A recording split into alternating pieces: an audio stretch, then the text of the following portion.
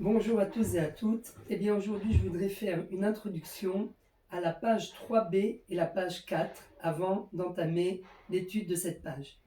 Dans cette page on nous parle d'un thème très simple, ce qu'on appelle Chazaka de Hashta face à la Chazaka de Mikal, la réalité actuelle par rapport à la réalité initiale.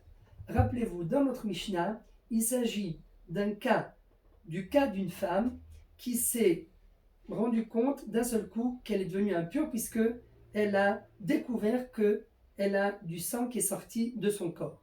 Et toute la marloquette entre Shammai d'un côté et Hillel et Chachamim d'un autre, eh bien c'est de savoir à partir de quel moment va-t-on déclarer cette femme comme femme impure.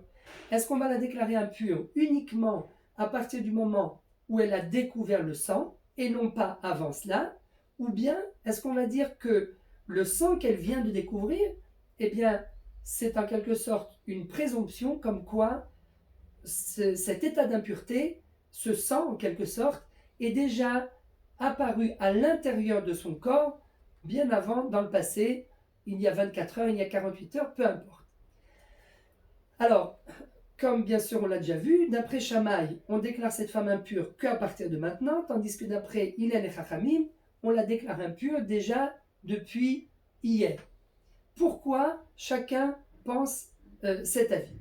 Eh bien parce que nous dit la Gemara, Shammai, lui, va d'après la réalité d'hier, tandis que Hillel et Chachamim, eux, vont d'après la réalité d'aujourd'hui.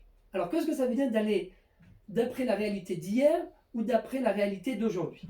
Eh bien d'après Shammai, étant donné que la situation d'impureté vient d'apparaître aujourd'hui à l'instant, eh bien on ne peut pas dire que cette femme était impure avant. Pourquoi? Parce que quelques instants avant qu'elle ne devienne impure, elle était pure. Et depuis quand elle était pure? Depuis hier, depuis avant-hier, depuis 3 jours, peu importe. Tant que la réalité n'avait pas changé, eh bien il y a une présomption de base, il y a une réalité de base jusqu'à quelques secondes avant que la réalité n'ait changé. Une réalité comme quoi il était pur. Cette femme, avant d'apercevoir le sang à l'extérieur d'elle, cette femme était entièrement pure. Et donc au final, on peut dire en d'autres termes que la réalité qui était vraie hier était vraie jusqu'à aujourd'hui, jusqu'à quelques instants avant que la réalité ne se change par l'apparition du sang. Et donc c'est ce qu'on appelle Chazaka Demeikara, la présomption d'hier. Donc la présomption d'hier est vraie également aujourd'hui jusqu'à quelques secondes avant l'apparition du sang. Tandis que d'après Hillel et Chachamim, eh bien, la réalité d'aujourd'hui est également la réalité d'hier. Comme on a dit, au moment où le sang apparaît, eh bien, ce n'est pas le moment où elle devient impure, car elle était déjà impure depuis hier, car le sang a pris du temps avant de se déverser à l'extérieur, mais il était déjà en route vers l'extérieur. Et donc, la réalité d'aujourd'hui est la preuve comme quoi elle était déjà impure depuis hier. Et donc, comment on appelle cette réalité? Ce n'est pas une nouvelle réalité. La réalité d'aujourd'hui est également la réalité d'hier. C'est toujours la même réalité. Donc la réalité d'aujourd'hui est également la réalité d'hier. Et ça paraît peut-être un petit peu contradictoire, mais ça veut dire qu'en fait, on va d'après la réalité de maintenant, d'après ce qu'on voit concrètement, physiquement, du sang qu'on voit maintenant, mais on définit ce sang comme étant déjà existant depuis hier.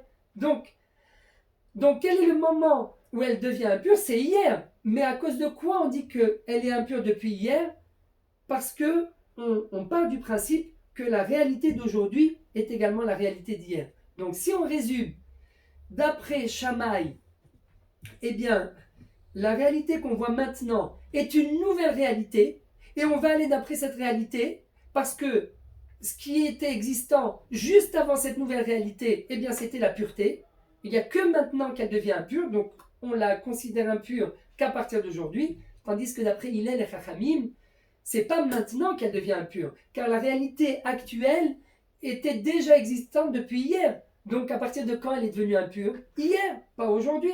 Et donc, Mais seulement aujourd'hui, on se rend compte physiquement, concrètement, qu'elle était déjà impure depuis hier. Donc ça s'appelle Chazaka de Hashta face à la Chazaka de Miikar. La réalité d'aujourd'hui face à la réalité d'hier. Maintenant, lorsqu'on analyse les Braithot, il y a deux Braithot, deux passages ramenés dans la Gemara au sujet de la boîte dans laquelle il y avait des fruits destinés aux Kohanim et dans laquelle on a un safek, on a un doute par rapport au reptile qui serait tombé à l'intérieur de cette boîte. À quel moment le reptile est-il tombé? Est-ce qu'il est tombé dans la boîte tant qu'il y avait encore les fruits et donc il a rendu impurs les fruits, ou bien est-ce que ce reptile est tombé après qu'on ait vidé la boîte de ses fruits? Alors, là aussi, a priori, tel que la Braïta est ramenée au début de la page, eh bien là-bas, on nous dit tout simplement que tout le monde est d'accord, il est les Chachamim comme Shamaï, il n'y a aucune marloquette, comme quoi les fruits sont impurs. Pourquoi les fruits sont impurs? A priori, parce qu'on va, d'après la réalité, dans le doute bien sûr, on va d'après la réalité de maintenant, et on se dit, s'il y a un reptile qui est tombé maintenant, ça veut dire que ce n'est pas une nouvelle réalité. Ça veut dire que ce reptile, il était déjà existant depuis hier. Il est peut-être déjà tombé dans la boîte hier. Et donc, la réalité qu'on voit maintenant, qu'on découvre nous, mais ce que nous découvrons, ça ne veut pas dire que c'est là, que c'est arrivé maintenant. Ça peut très bien dire que c'est déjà arrivé hier. Et seulement moi, je découvre à ce moment-là. Alors, nous disent à ce sujet, dans la première formulation de la Braïta, à cette ligne depuis le début de la page 3b, la Gemara nous dit, tout le monde est d'accord, il est les Chachamim bien évidemment, mais même Shamaï, c'est ce que dit il est la Shamaï, il dit, tu es bien d'accord, tu reconnais que dans le cas de la boîte avec le reptile, eh bien, on suppose que le reptile est déjà tombé avant, et c'est que par rapport à nous, c'est nous qui venons de découvrir le reptile, mais tout le monde est d'accord que on craint que le reptile soit tombé déjà depuis hier, y compris Shamaï. Alors pourquoi dit object il est la Shamaï? Pourquoi dans le cas de la boîte avec le reptile, tu reconnais qu'on craint que le reptile soit tombé hier? Et donc, tu dis que la réalité qu'on découvre maintenant n'est pas une nouvelle réalité, mais elle était déjà existante hier. Pourquoi chez la femme, tu dis pas le même principe? Pourquoi chez la femme, tu dis que la réalité qu'on vient de découvrir, c'est une nouvelle réalité, et ce qu'il y avait hier, c'était une autre réalité. C'était une réalité de pureté, et c'est qu'à partir de maintenant qu'elle devient impure. Si tu crains pour l'impureté des fruits, eh ben, tu dois craindre également pour l'impureté de la femme. C'est la Braïta telle qu'elle est expliquée au début de la page. Mais lorsqu'on regarde en bas de la page, et bien d'un seul coup, on se rend compte que la Gemara rapporte à partir du mot Itmar, elle nous dit que c'est une marloquette entre Chizkiya et Rabbi Yochanan. Et de nouveau, on retrouve la réalité actuelle par rapport à la réalité initiale. Chazaka de Hashta par rapport à la Chazaka de Miikala. Là, la Gemara nous dit, Chizkiya, lui, par rapport à la boîte dans laquelle est tombé le reptile et où il y avait les fruits avant, et on a un doute, est-ce que le reptile est tombé avant qu'on ait sorti les fruits et donc les fruits sont devenus impurs, ou bien le reptile serait tombé après qu'on ait retiré les fruits et donc les fruits sont purs? Alors là, nous dit Chizkiya, les fruits sont purs.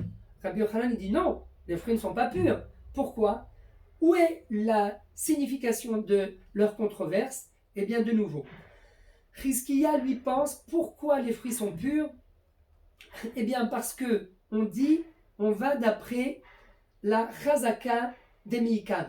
Alors, on va voir que il y a trois explications à cette contradiction entre la formulation de la boîte avec le reptile au début de la page et la formulation du din de la boîte avec le reptile en bas de la page. Pourquoi au début tout le monde est d'accord que les fruits sont impurs, alors qu'en bas de la page, eh bien, il y a une controverse, à savoir est-ce qu'ils sont impurs ou pas,